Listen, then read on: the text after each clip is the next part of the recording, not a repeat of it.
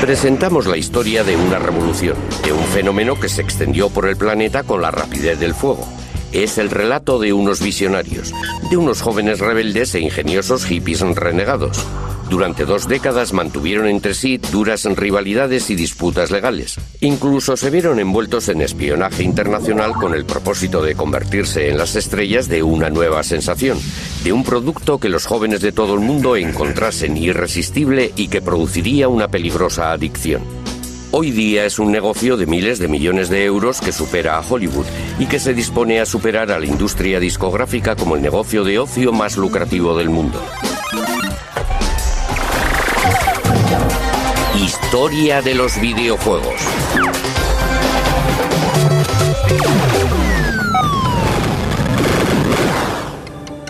Todo empezó en 1972 con un puñado de rebeldes del Valle de Silicon que abandonó su trabajo rutinario de ingenieros con el fin de lograr hacer realidad su sueño de crear videojuegos.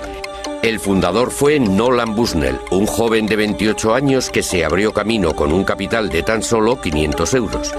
Creó una empresa a la que bautizó Go, el nombre de su juego de mesa favorito. En japonés, cuando alguien está a punto de vencer a otro, le avisa de antemano cortésmente diciendo Atari. Me pareció que era un nombre bastante agresivo para una empresa. A pesar de su falta crónica de fondos, Bushnell se dispuso a cortejar al que sería el primer ingeniero de Atari. Un buen día apareció Nolan y me invitó a almorzar en su nueva y reluciente ranchera. Me ofreció un sueldo de 1.000 euros al mes y algunas acciones en la empresa. Aún se combatía en Vietnam. En aquella época yo ponía en entredicho todo lo relativo a la autoridad, y si alguien me sugería que no debía de hacer algo, yo le llevaba la contraria. Decidí irme con él. Atari empezó en este edificio. Era una empresa sin infraestructura, solo nosotros 3. Estábamos asustados, en cierto modo. Este es el lugar. Aquí, en este pequeño taller, es donde nació Pong, el primer videojuego. Ahí es donde me sentaba y monté la primera máquina Pong. En realidad, Pong empezó como un mero proyecto de prueba. Exageró un poco las cosas. Me dijo que tenía un gran contrato con la General Electric. Ningún ingeniero quiere trabajar en un proyecto inservible. A pesar de que jamás nadie nos telefoneara, visitara o mantuviera correspondencia con nosotros, nunca se me ocurrió pensar que todo fuera mentira. Lo primero que hizo Al fue hacer funcionar las palas y después que la pelota se moviera.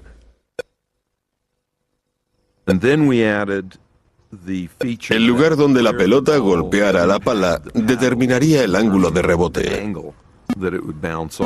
Con ese cambio, el videojuego resultaba sumamente divertido. ¿Pero la gente estaría de acuerdo?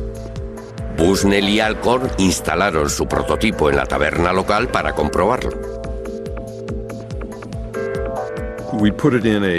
La instalamos en una caja de madera que tenía encima un papel muy pegajoso, realmente pringoso.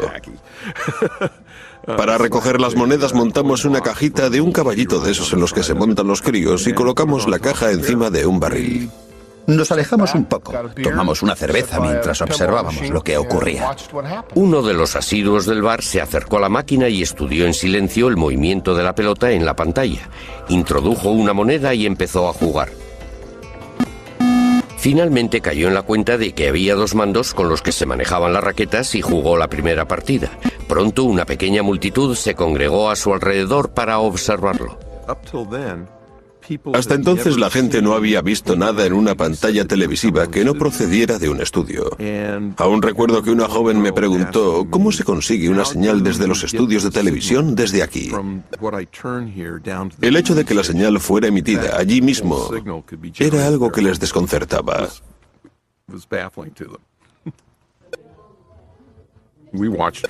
Estuvimos observando todo aquello y nos fuimos a casa. Al día siguiente nos llamaron para decirnos que la máquina se había roto. Abrimos la máquina y comprobamos que el problema era que la caja estaba tan llena de monedas que no cabía ni una más. Pensé, es un problema que fácilmente podremos solucionar. Cuando Nolan vio lo bien que funcionaba Pong, el dinero que estaba haciendo, se dijo, tengo una mina y lo que vamos a hacer es multiplicarla. Atari había empezado su andadura. Bushnell alquiló el local más barato que pudo encontrar, una pista de patinaje en desuso, y allí mismo montaron la primera fábrica. Cuando anuncié en la empresa que íbamos a montar 100 máquinas al día, todo el mundo me dijo: Nolan, estás loco de remate. Como no teníamos ni idea, acudimos a la oficina de empleo y contratamos a gente de la calle, entre la que había personas en libertad condicional y mala gente. Resultó un poco alarmante porque era un trabajo de aficionados. Entre las 6 semanas y los 2 meses estábamos ya montando 100 máquinas al día.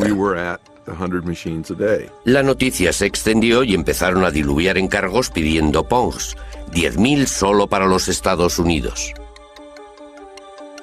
Cogió al país por sorpresa. Teníamos solo 24 años. Acabábamos, como quien dice, de salir de la universidad y ya teníamos el mundo en nuestras manos. De una inversión inicial de 500 euros, Atari consiguió el primer millón. Poco tiempo después, lograron otro éxito mayor con la versión doméstica de Pong. Tuve la impresión de que el mercado doméstico podría ser potencialmente enorme. Un buen día Al se me acercó y dijo: creo que podemos meter todo esto en un chip y conseguir que sea tan barato que llegue a todos los hogares del país. Le contesté: adelante con ello. Este es uno de los primeros chips de Pong. Siguiendo la lógica de las máquinas tragaperras y teniendo en cuenta que estos chips nos costaban solo 10 euros cada uno, podíamos fabricar un videojuego que podría venderse a 100 euros la unidad. Dar con alguien que vendiera el Pong doméstico representaba un reto mayor. No dimos con ninguna juguetería en todo el país dispuesta a comprárnoslos. Fue entonces cuando uno del equipo sugirió que deberíamos intentarlo con el departamento de deportes de los almacenes Sears. Sears nos encargó 150.000 unidades del Pong doméstico para las Navidades de 1975. Presentaba un diseño elegante con el fin de atraer tanto a los adultos como a los niños e incorporamos el logo de los telejuegos de Sears. Una vez más fue un éxito total para Atari. Sears puso en Pong todos sus recursos de marketing. En 1973 estaba ya a disposición del público lo último en aparatos caseros para videojuegos. Apareció un anuncio y se vendieron todas las existencias. Fue algo maravilloso.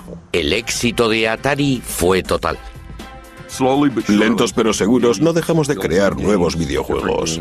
Bushnell volvió a centrarse en los salones recreativos. Estaba decidido a ir un paso por delante de sus competidores. Adoptamos la actitud clara de que íbamos a librar una guerra sin cuartel contra nuestros rivales. Por eso creábamos los juegos, los comercializábamos y los innovábamos. ¡Que arranquen las máquinas! Para conseguir fabricar los mejores videojuegos necesitaba a los mejores ingenieros. Por eso hizo de Atari la empresa de juguetes más atractiva para trabajar del planeta. El recién contratado David Crane admiraba el extraño éxito con el que Bushnell dirigía la empresa. Genial era una palabra que Nolan repetía bastante a menudo. Si a él le parecía que algo era genial, intentaría hacerlo porque pensaba que a todos los demás les tenía que parecer lo mismo. Bushnell animaba a sus jóvenes y brillantes ingenieros a que innovaran constantemente. Mi actitud era que si uno cree de veras en algo, ha de intentar llevarlo a cabo como sea. El tesoro de Bushnell eran las ideas, y ninguna idea, por floja que pareciera, había que pasarla por alto. Todo el mundo debía presentar un par de ideas locas. Es lo que llamábamos abono. Se trataba de ideas que poco a poco íbamos cuajando.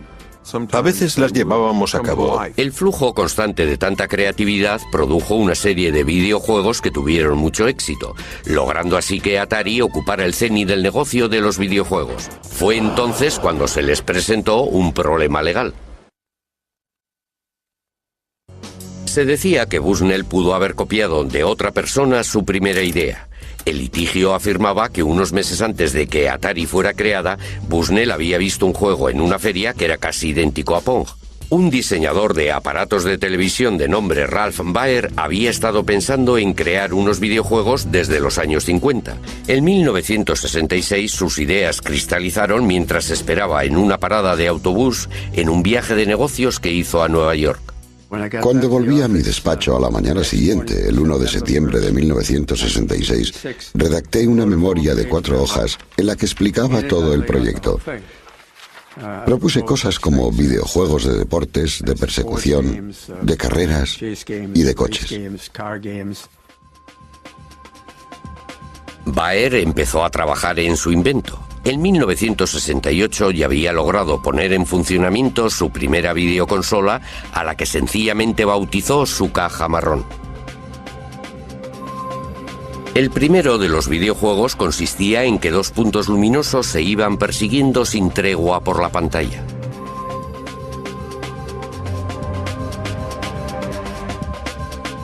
No tardó en aparecer un juego de ping-pong. Esto ocurría 4 años antes de que Bushnell y Alcor aparecieran con su Pong. Magnavox Television firmó un contrato con Baer y produjo una versión muy cuidada de la caja marrón.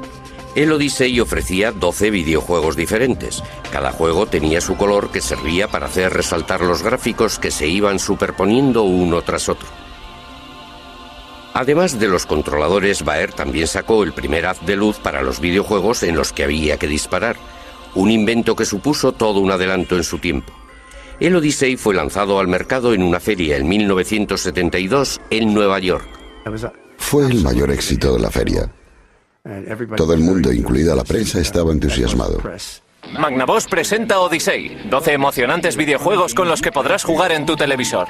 El 24 de mayo de aquel año, en otra feria en el Valle de Silicon, apareció un nombre en el libro de visitas: Nolan Bushnell. Probó los juegos ofrecidos por el Odyssey. Se divirtió con el juego del ping-pong. El hecho cierto es que vi el juego Odyssey y la verdad no me pareció un juego muy inteligente. Tanto si Bushnell se había inspirado en el Odyssey como si no, Ralph Baer ya había patentado sus diseños. Esta es la patente, y si uno se fija en la letra pequeña, se puede ver que fue presentada en enero de 1968. Consta de un televisor y debajo tiene 2 controles manuales, uno a cada lado. Magnavox, basándose en las patentes de Baer, denunció a Atari. Nuestra postura siempre fue clara. Dijimos, solo llegaremos a un acuerdo si nos cuesta menos que aceptar un pleito. Después de 4 años de negociaciones, Bushnell y Baer se vieron las caras por primera vez en la escalinata del Tribunal Federal de Chicago en 1976. Antes de ir a juicio, Bushnell y su abogado estaban de acuerdo en pagar una retribución reconociendo las patentes de Baer. Al cabo de unos días acordaron en pagar una cantidad muy razonable. No cabe duda que le salió bien la jugada. Magnavox aceptó una conciliación por valor de 400.000 euros. Ralph Baer logró que se le hiciera justicia, pero no consiguió el reconocimiento internacional que Bushnell disfrutaba por aquella época. Le atribuyeron la paternidad de los videojuegos porque se pasaba el día delante de las cámaras mientras yo permanecía entre bastidores escuchando lo que me decían los abogados. Tranquilo, Baer, tranquilo, que solo tiene tu licencia. Han pasado ya 25 años. Baer está jubilado y padece leucemia. Sin embargo, está decidido a acabar su autobiografía y dejar bien claro para la posteridad cuál fue el verdadero origen de los videojuegos. En cuanto a Bushnell, el acuerdo le resultó barato. Atari estaba ya embolsándose millones. Pero mientras en los grandes almacenes era popular, Atari se enfrentaba a una nueva amenaza que venía del Japón con un videojuego que estaba conquistando el mundo de forma imparable.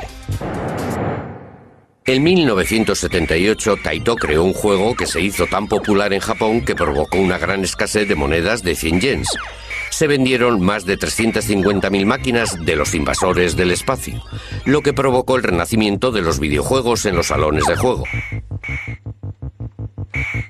La respuesta de Atari fue sacar al mercado su propia gama de videojuegos espaciales y de tiro.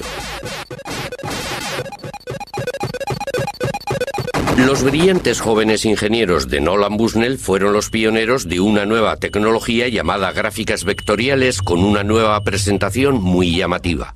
En 1979, Asteroides se convirtió en el mayor éxito de toda la historia de Atari.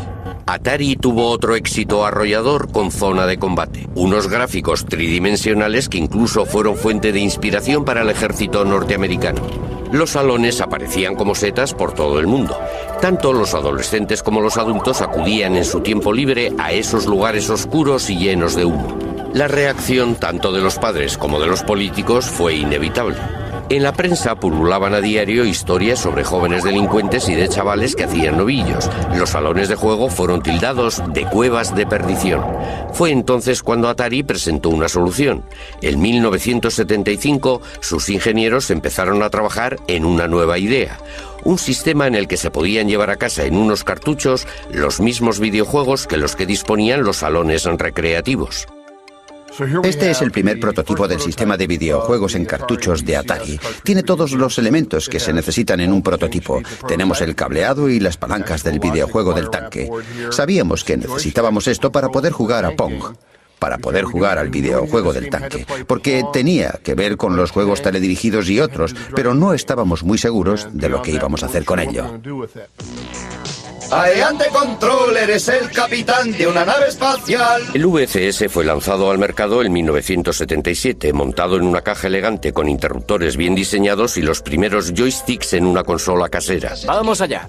Debido a que Atari era el número uno de los éxitos de las máquinas para las salas de juego, fue capaz de producir una serie completa de aparatos para aplicar a todos los VCS. En 1980 Atari se hizo con los derechos de los invasores espaciales. ¡Ya están aquí! ¡Los invasores espaciales de Atari! Ya puede usted jugar en su casa con el juego más popular de cuantos hay en los salones recreativos. Acción en el espacio dentro de su hogar. Aquellas navidades se vendieron millones de consolas VCS, de modo que los adolescentes pudieron jugar en casa con los invasores del espacio.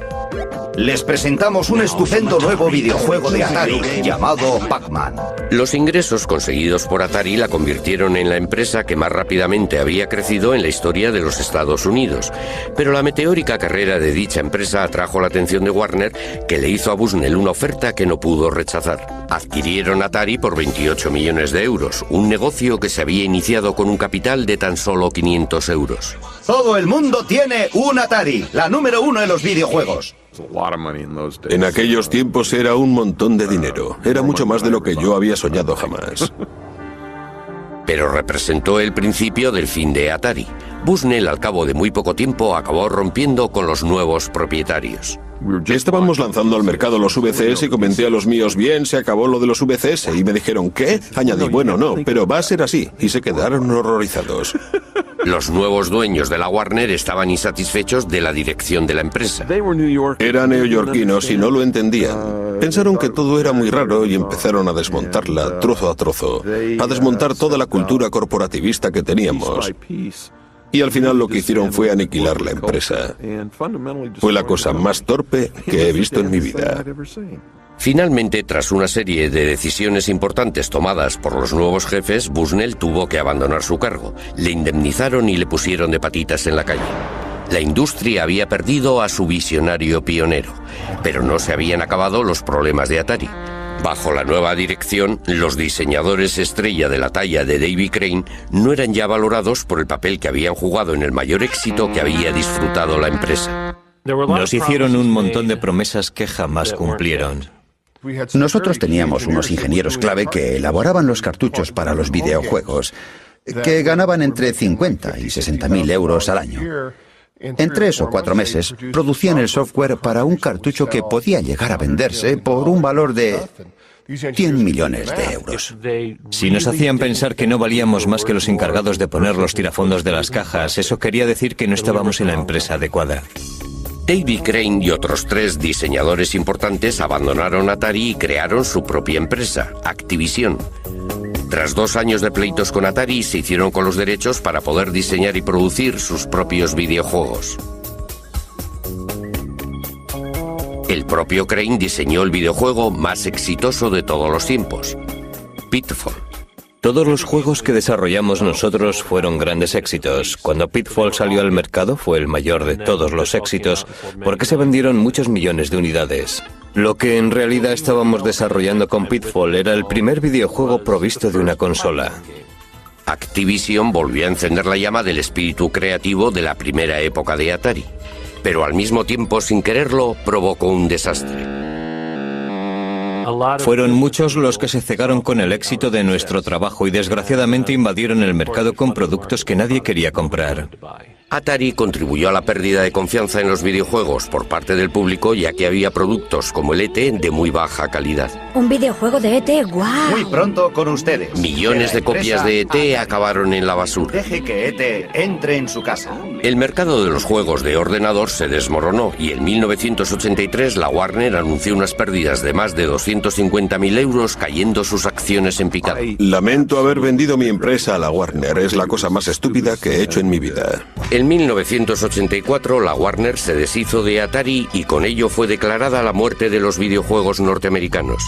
Pero en otros lugares, una nueva raza de diseñadores de tan solo 12 años que trabajaba en sus habitaciones estaba resucitando la industria que acabaría convirtiéndolos en adolescentes millonarios. A principios de los 80, unos adolescentes británicos montaron una revolución en sus cuartos, en las aulas y en los patios de los colegios. Eran los alumnos más raros de la escuela. Unos genios de la ciencia que eran buenísimos en matemáticas pero con pocos amigos, y que sin embargo se iban a convertir en millonarios. Sí, empezó como afición y se convirtió en una obsesión, y luego en una carrera. Los gemelos Philip y Andrew Oliver eran unos típicos adolescentes británicos. Sus padres no permitían que hubiera una videoconsola en casa. Sin embargo, pensaban que un ordenador sí que era algo educativo. Muy oportunamente apareció en el mercado toda una serie de ordenadores personales baratos como el Spectrum ZX y el Commodore 64. Miles de progenitores británicos los adquirieron para sus hijos con la idea de que les ayudasen a hacer los deberes, pero los chicos tenían otras ideas. Sin que nadie les echara una mano, descubrieron que eran capaces de crear sus propios videojuegos como los que había en las salas de juego e incluso mejores. Nos fijamos en las salas recreativas. El problema en dichos sitios era que los chicos tenían que meter monedas cada pocos minutos para divertirse, mientras que con los videojuegos podían pasarse jugando toda la tarde.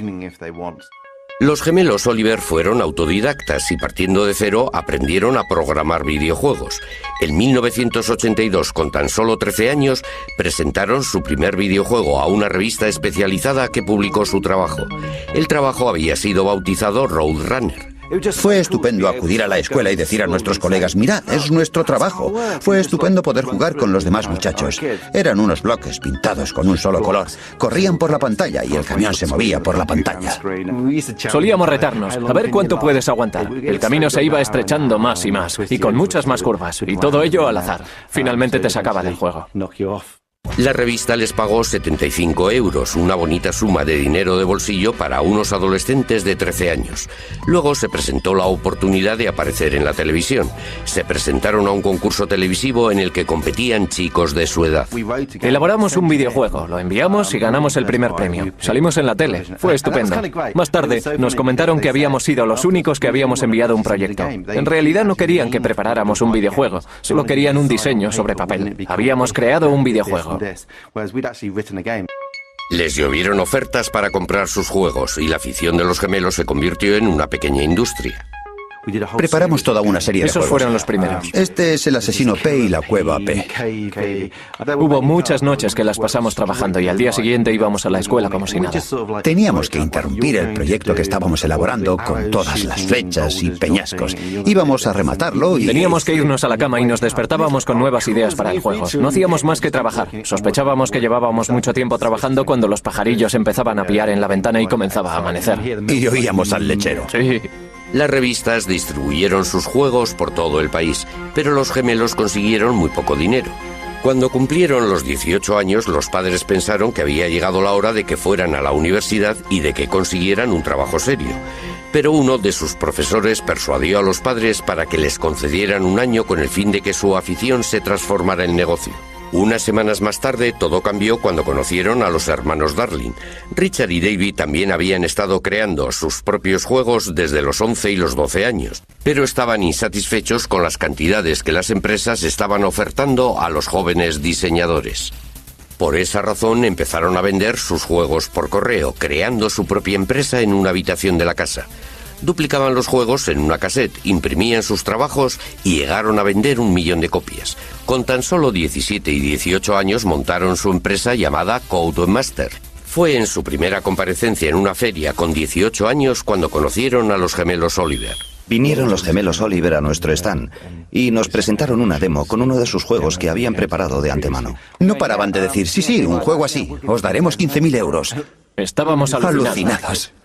Alguna vez han comentado que se quedaron boquiabiertos, que se quedaron profundamente emocionados, pero lo debieron ocultar muy bien. Nos faltó tiempo para volver a casa. No pudimos conciliar el sueño. En menos de un mes creamos Super Robin Hood, que llegó a ser el número 1 en ventas. Para Navidades ya habíamos vendido más de 100.000 unidades y ganamos 15.000 euros. Era increíble. En cuanto empezamos a vender, ya no pudimos parar. Fue la colaboración más exitosa en la historia de los juegos para ordenador. Calculamos que el 50% de los juegos de Codemaster fueron creados por nosotros. Los gemelos Oliver también estaban trabajando en un proyecto secreto. Querían inventar algo totalmente nuevo, un juego centrado en un personaje animado. Dicho personaje no fue otro que Dizzy. Queríamos presentar un mundo de fantasía. Tuve la idea de que la cara del personaje tenía que ser tan grande como fuera posible, para darle un toque de personalidad. En Codemasters recibieron montones de cartas de fans que hacían toda clase de preguntas. Cada vez que íbamos nos decían que teníamos más correo de nuestros fans. Dizzy fue un éxito internacional, fue el más vendido en todo el mundo. En realidad tuvimos diferentes juegos ocupando los puestos 1, 2 y 3 de las listas de éxitos. Éramos algo así como los Beatles en el campo de los juegos para ordenador. Estos jóvenes millonarios creadores de juegos se convirtieron en personajes famosos ocupando los titulares y alardeando de sus éxitos. Les dio por comprar Ferraris en cuanto conseguimos dinero, pero mi impresión es que los Ferraris no les duraban demasiado. El resultado de tan duro trabajo fue una enorme contribución muy creativa en el diseño de los videojuegos. Eran videojuegos diseñados por los propios jugadores para jugadores. Gracias a la era del ordenador casero, Gran Bretaña contribuye hoy día más que cualquier otro país a la industria de los videojuegos. Recuerdo que le dije a un periodista que un día todo esto llegaría a superar a la televisión. Y ahora mismo, la industria británica de los videojuegos exporta más que la industria del cine y de la televisión inglesas juntas. Pero a principios de los 80, mientras unos adolescentes británicos eran las estrellas de la era del ordenador casero, en Oriente también estaban emergiendo otras estrellas. El centro de la industria iba a desplazarse una vez más. La industria de los videojuegos, que había comenzado con Atari en la costa oeste de los Estados Unidos hacía 30 años, estaba ya dominada por Japón.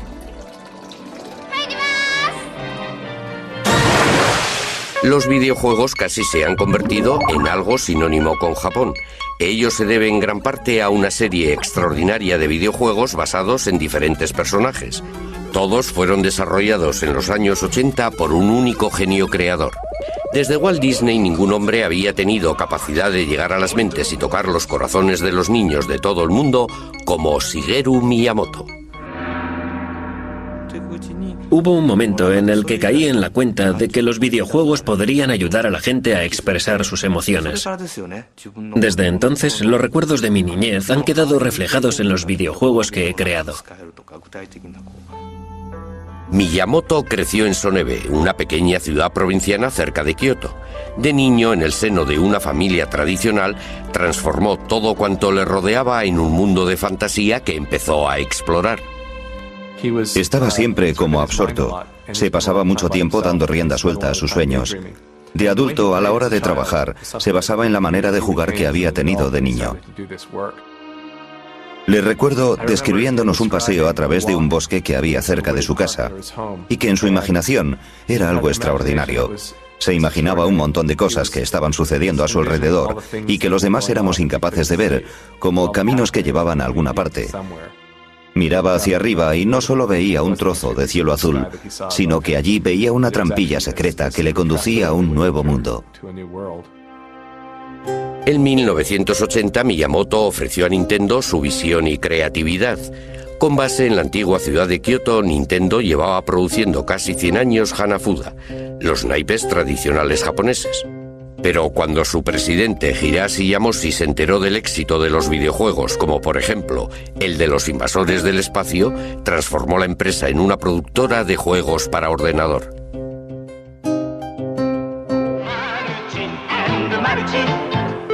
A sus 20 y pocos años, Miyamoto no mostraba ningún interés en los videojuegos, pero su padre quería que tuviera un trabajo respetable. Miyamoto era un artista imaginativo, creativo, inventivo. El último lugar en el que esperaba ir a parar era una gran empresa. Odiaba los ordenadores, no tenía fe en cosas intangibles como por ejemplo la electricidad. El siguiente golpe de suerte fue un aviso de crisis proveniente de Norteamérica. Nintendo había establecido un pequeño cuartel general en Seattle. La época de los salones recreativos estaba en su punto álgido, con Atari a la cabeza, y Nintendo quería un trozo del pastel.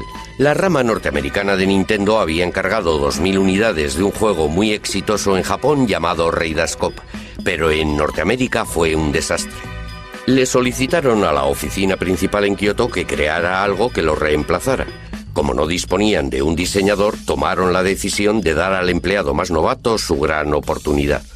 Miyamoto se quedó totalmente desconcertado y agobiado ante tal idea. Empezó a investigar. Acudió a los salones recreativos para poder ver y observar a los adolescentes que se divertían con aquellos videojuegos e intentó entender de qué se trataba. Empezó a forjar su idea y a considerarlos como si fueran películas. ¿Por qué no iban a poder contar una historia? Miyamoto creó una historia sencilla y unos personajes llenos de color en el juego que acababa de inventar.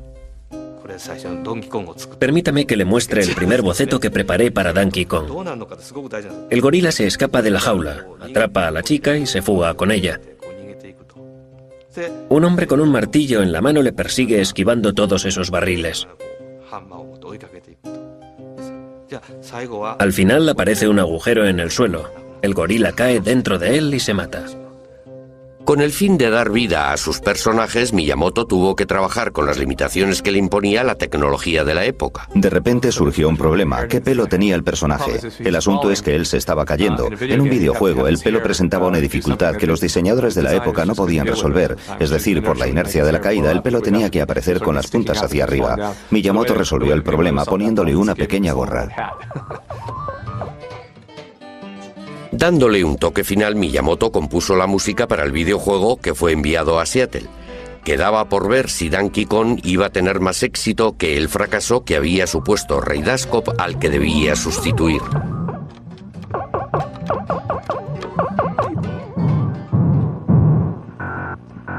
En cuanto los norteamericanos vieron el juego, pensaron que sus homólogos japoneses estaban completamente locos. Temiéndose lo peor, el equipo norteamericano de Nintendo tomó la decisión de poner a prueba el juego en un bar, exactamente igual que lo había hecho Atari una década antes. Al día siguiente, volvieron a la taberna Spot. Abrieron la caja del dinero y había 30 euros en monedas de 20 céntimos. Estaba casi a rebosar. Eso quería decir que la máquina había estado funcionando sin parar todo el tiempo que el bar había permanecido abierto, desde la mañana hasta la noche. Comentaron: vaya, qué aberración es esta. Es toda la investigación de mercado que necesitamos. Adelante con ello. Solo en el primer año el juego recaudó 100 millones de euros. Donkey Kong se convirtió en una estrella internacional gracias a una serie de videojuegos de mucho éxito. El primer compañero de Donkey Kong, Jumpman, llegó a tener incluso más fama y fortuna. En 1985, Nintendo anunció el lanzamiento de una nueva consola doméstica pensada para el mercado estadounidense. El sistema de entretenimiento Nintendo, o NES, sus siglas en inglés.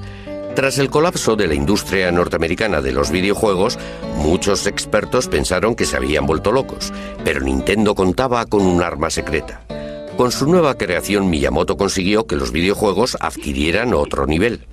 Jumpman se reencarnó en un fontanero italiano de nombre Mario.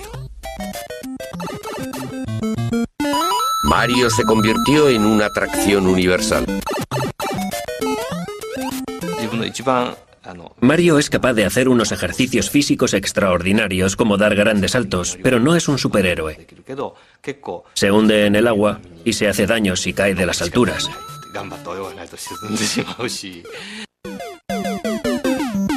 Miyamoto creó un mundo aparte lleno de tuberías, alcantarillas, barrancos y arrecifes para que Mario lo explorase.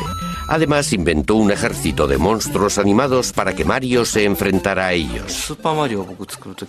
En las pruebas de la primera versión, Mario era enorme. Luego creé al pequeño Mario. El juego cobró más interés con los dos hermanos. Más tarde me pregunté qué comida mágica podría transformar al pequeño Mario en el Mario grande. Fue cuando creé esa enorme seta roja. Estaba creando ese universo maravilloso que él mismo estaba contemplando a través de un espejo. Enseguida aparecieron otras series y Mario se convirtió en una superestrella internacional. En una encuesta realizada en 1987, Mario fue reconocido por más niños norteamericanos que el propio Mickey Mouse. Fue entonces cuando Miyamoto desveló su obra maestra.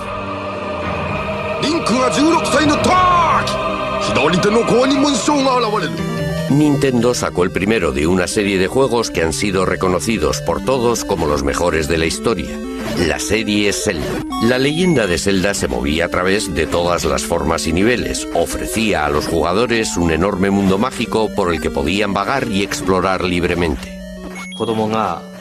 La historia se inicia con un niño que está en medio de un campo. Carece de espada y escudo. El jugador empieza poniendo nombre al niño, pero no tiene ni idea de qué ha de hacer a continuación. Anda vagando por el campo buscando algo que hacer. En aquellos tiempos fue una idea muy atrevida. Zelda estaba inspirada en la infancia de Miyamoto cuando andaba y vagaba por los campos del entorno de su casa. Subía a los montes atravesando bosques y espacios rocosos. Finalmente llegaba a un gran lago. Era sorprendente encontrar aquel lago, allí en las alturas. Parecía un mar enorme. Esa imagen ha sido muy utilizada en Zelda. Incorporé muchas cosas que había que ir descubriendo en Zelda. Eran detalles que pretendían ayudar a que el héroe dejara de ser niño y se convirtiera en todo un adulto. Mientras el niño va creciendo, el jugador piensa: yo solía asustarme con esto, pero ahora ya soy fuerte. Ese es el juego que yo estaba empeñado en crear. La leyenda de Zelda duraba más de 100 horas en las que los jugadores de todo el mundo se quedaban perplejos, fascinados. Fue todo un fenómeno que rompió todos los esquemas y estableció las bases de un género que desde entonces ha dominado el diseño de los videojuegos. A finales de los años 80, Nintendo vendió más de 30 millones de consolas NES, cientos de millones de videojuegos que supusieron una cuota del 80% de todo el mercado. Nintendo se convirtió en el amo absoluto de la industria de los videojuegos. Lo iba a demostrar al presentar un sistema de videojuegos radicalmente distinto que resultaría atractivo tanto para los niños como para las niñas e incluso para los adultos. Todo cuanto necesitaba era lanzar al mercado el juego perfecto, pero para conseguirlo tendría que disputarlo y arrebatarlo de las poderosas garras del KGB ruso. A finales de los 80 se forjó la amistad entre dos diseñadores que estaban tras el telón de acero. Una amistad que haría a uno muy famoso y al otro muy rico, y que consiguió que el videojuego Boy de Nintendo se convirtiera en una de las máquinas con más éxito de la historia. La clave de dicha amistad estuvo en un videojuego llamado Tetris. En 1988, Henk Rogers, un diseñador de origen holandés, estaba de viaje intentando importar al Japón nuevos videojuegos. La primera vez que vi Tetris fue en una feria de bienes de consumo electrónicos en Las Vegas en 1988. Hice lo que solía hacer, me daba una vuelta por las ferias y escogía los videojuegos que me gustaban para llevármelos a Japón. En eso consistía mi trabajo. Jugaba con ellos. Allí di con un juego realmente bueno. Quise hacerme con él. Alexei Pajitnov hoy día vive en Seattle, pero en 1984 estaba en Moscú donde creó Tetris. Pajitnov estaba trabajando en la inteligencia artificial y en el software que permitiera el reconocimiento de voces. Creó Tetris con el fin de poner a prueba un nuevo ordenador. Mi interés estaba centrado en los rompecabezas y juegos y en toda clase de divertimentos matemáticos. Tetris estaba basado en un rompecabezas tradicional ruso llamado Pentaminos. Hay 12 formas parecidas a esta, y son todas las piezas posibles compuestas de 5 cuadrados. La versión de Pentaminos de Pajitnov contenía piezas compuestas de solo 4 cuadrados en vez de 5. Le puso el nombre de Tetris por derivarse de la palabra griega tetra, 4. Cuando calculé el procedimiento que hacía que girara a 90 grados, pensé en cuando uno introduce una llave y hace clac, vuelve a girar la llave otra vez y clac. Fue entonces cuando se me ocurrió la idea de hacer que el juego durara un tiempo real. El genio de Pajitnov se hizo patente al convertir el videojuego Tetris en una carrera contrarreloj. Desaparecieron de la pantalla las líneas completas, haciendo que fuera posible seguir jugando casi indefinidamente. Pero a medida que iban bajando piezas cada vez con más rapidez, el reto iba aumentando constantemente. A medida que el juego va acelerándose, la mente ya no es capaz de pensar tan rápido. Quizás sea el subconsciente el que irrumpe en ese momento del juego, pero va más rápido de lo que uno es capaz de jugar. Es lo que se denomina una zona.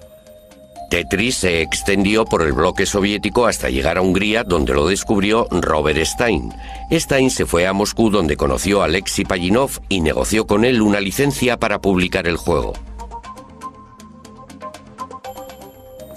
Por alguna razón desconocida, me ofreció el Tetris original. Tenía la licencia para distribuirlo donde yo quisiera.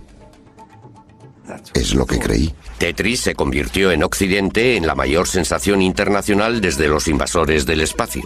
Cuando Tetris invadió la industria, el resto de la producción quedó anulado. Finalmente tuvo que ser retirado. En Japón, Henk Rogers sacó una versión para la consola doméstica de Nintendo. Sacamos este Tetris en las Navidades de 1988. Acabamos vendiendo 3 millones. Ese fue el momento cuando a Henk Rogers se le presentó la oportunidad del Game Boy de Nintendo. Dije, ¿sabéis? Tengo el videojuego perfecto para el Game Boy. Pero Rogers mantuvo una dura pugna con Robert Stein para asegurarse el control de los derechos de Tetris. Disculpe, yo fui quien descubrió este producto. ¿No debería quedármelo? Cogí el siguiente avión. Sin caer en la cuenta de ello, Rogers y Stein volaron hacia Moscú el mismo día. Permanecieron en el mismo hotel, pero sin llegarse a ver en ningún momento.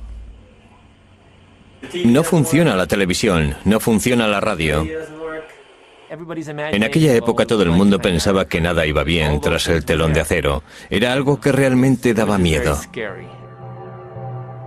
Rogers acudió a Moscú sin saber nada acerca de la Unión Soviética y sin hablar ruso.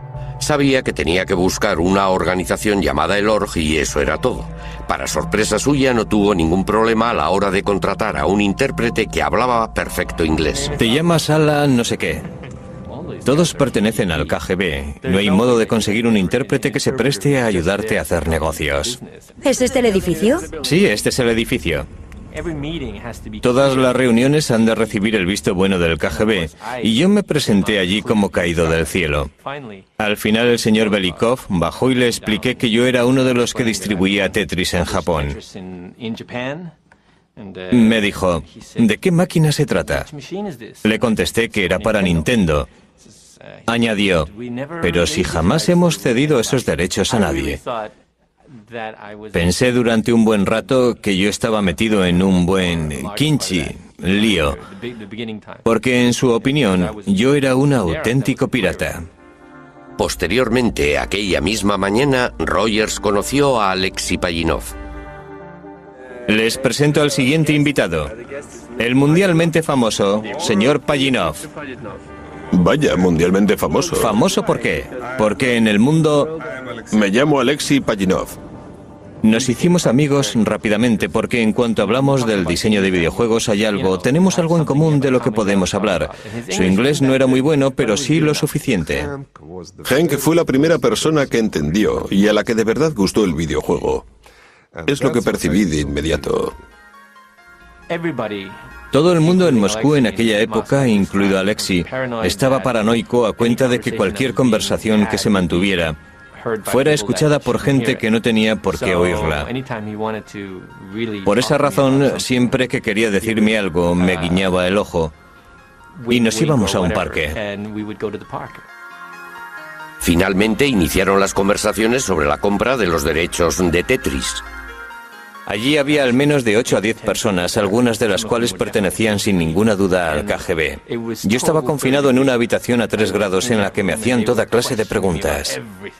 Lo que Rogers desconocía era que los rusos estaban negociando también con Robert Stein en otra habitación del mismo edificio.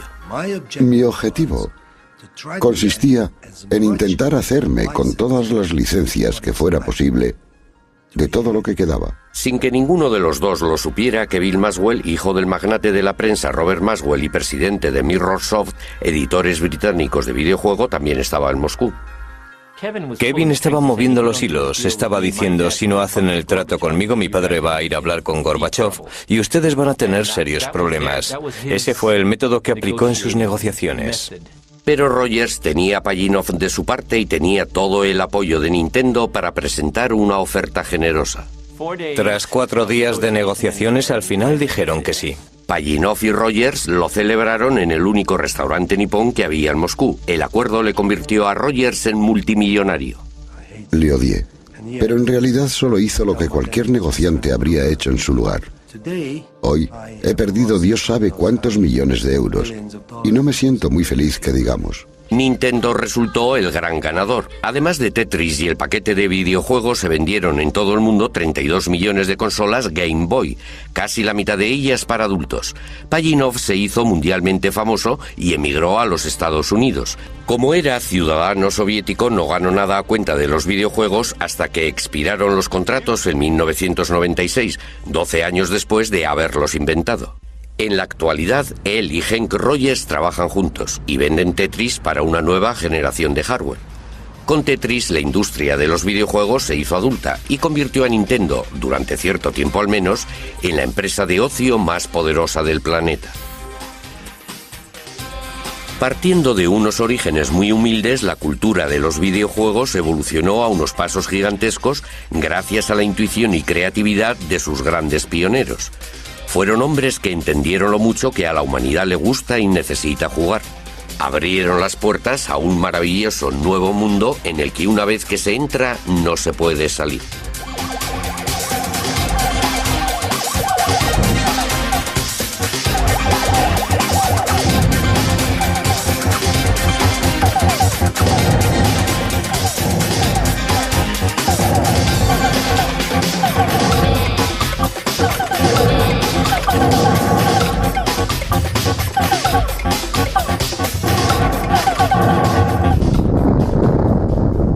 Mesa favorito. En japonés, cuando alguien está a punto de vencer a otro, le avisa de antemano cortésmente diciendo Atari. Me pareció que era un nombre bastante agresivo para una empresa. A pesar de su falta crónica de fondos, Bushnell se dispuso a cortejar al que sería el primer ingeniero de Atari.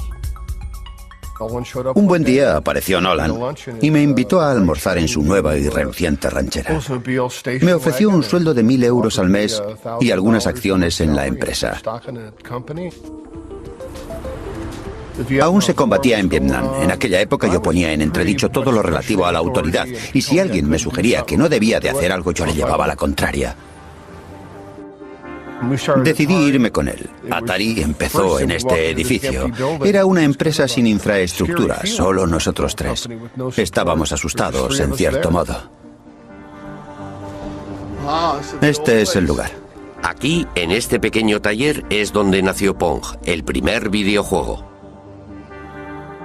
Ahí es donde me sentaba y monté la primera máquina Pong. En realidad, Pong empezó como un mero proyecto de prueba. Exageró un poco las cosas. Me dijo que tenía un gran contrato con la General Electric. Ningún ingeniero quiere trabajar en un proyecto inservible. Entre la que había personas en libertad condicional y mala gente. Resultó un poco alarmante porque era un trabajo de aficionados. Entre las 6 semanas y los 2 meses estábamos ya montando 100 máquinas al día. La noticia se extendió y empezaron a diluviar encargos pidiendo Pongs, 10.000 solo para los Estados Unidos. Cogió al país por sorpresa. Teníamos solo 24 años. Acabábamos, como quien dice, de salir de la universidad y ya teníamos el mundo en nuestras manos. De una inversión inicial de 500 euros, Atari consiguió el primer millón. Poco tiempo después, lograron otro éxito mayor con la versión doméstica de Pong. Tuve la impresión de que el mercado doméstico podría ser potencialmente enorme. Un buen día Al se me acercó y dijo, creo que podemos meter todo esto en un chip y conseguir que sea tan barato que llegue a todos los hogares del país. Le contesté, adelante con ello. Este es uno de los primeros chips de Pong. Siguiendo la lógica de las máquinas tragaperras y teniendo en cuenta que estos chips nos costaban solo 10 euros cada uno, podíamos fabricar un videojuego que podría venderse a 100 euros la unidad. Dar con alguien que vendiera el Pong doméstico representaba un reto marida. Pronto una pequeña multitud se congregó a su alrededor para observarlo. Hasta entonces la gente no había visto nada en una pantalla televisiva que no procediera de un estudio. Aún recuerdo que una joven me preguntó, ¿cómo se consigue una señal desde los estudios de televisión desde aquí? El hecho de que la señal fuera emitida allí mismo era algo que les desconcertaba.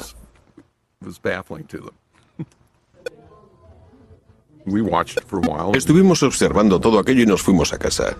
Al día siguiente nos llamaron para decirnos que la máquina se había roto. Abrimos la máquina y comprobamos que el problema era que la caja estaba tan llena de monedas que no cabía ni una más. Pensé, es un problema que fácilmente podremos solucionar. Cuando Nolan vio lo bien que funcionaba Pong, el dinero que estaba haciendo, se dijo, tengo una mina y lo que vamos a hacer es multiplicarla. Atari había empezado su andadura. Bushnell alquiló el local más barato que pudo encontrar, una pista de patinaje en desuso, y allí mismo montaron la primera fábrica. Cuando anuncié en la empresa que íbamos a montar 100 máquinas al día, todo el mundo me dijo, Nolan, estás loco de remate. Como no teníamos ni idea, acudimos a la oficina de empleo y contratamos a gente de la calle. Presentamos la historia de una revolución, de un fenómeno que se extendió por el planeta con la rapidez del fuego. Es el relato de unos visionarios, de unos jóvenes rebeldes e ingeniosos hippies renegados. Durante 2 décadas mantuvieron entre sí duras rivalidades y disputas legales. Incluso se vieron envueltos en espionaje internacional con el propósito de convertirse en las estrellas de una nueva sensación, de un producto que los jóvenes de todo el mundo encontrasen irresistible y que produciría una peligrosa adicción. Hoy día es un negocio de miles de millones de euros que supera a Hollywood y que se dispone a superar a la industria discográfica como el negocio de ocio más lucrativo del mundo. Historia de los videojuegos.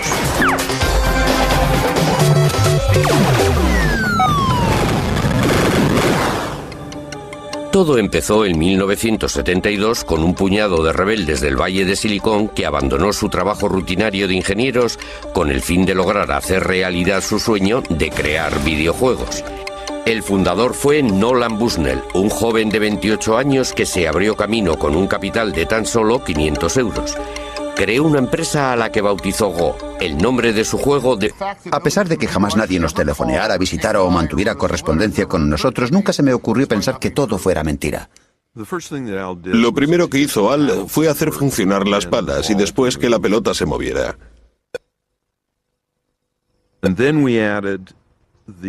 El lugar donde la pelota golpeara la pala determinaría el ángulo de rebote. Con ese cambio, el videojuego resultaba sumamente divertido. ¿Pero la gente estaría de acuerdo? Bushnell y Alcorn instalaron su prototipo en la taberna local para comprobarlo.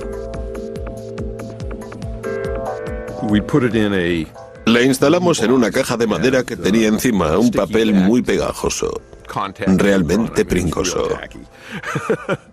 Para recoger las monedas montamos una cajita de un caballito de esos en los que se montan los críos y colocamos la caja encima de un barril. Nos alejamos un poco, tomamos una cerveza mientras observábamos lo que ocurría. Uno de los asiduos del bar se acercó a la máquina y estudió en silencio el movimiento de la pelota en la pantalla. Introdujo una moneda y empezó a jugar. Finalmente cayó en la cuenta de que había 2 mandos con los que se manejaban las raquetas y jugó la primera partida.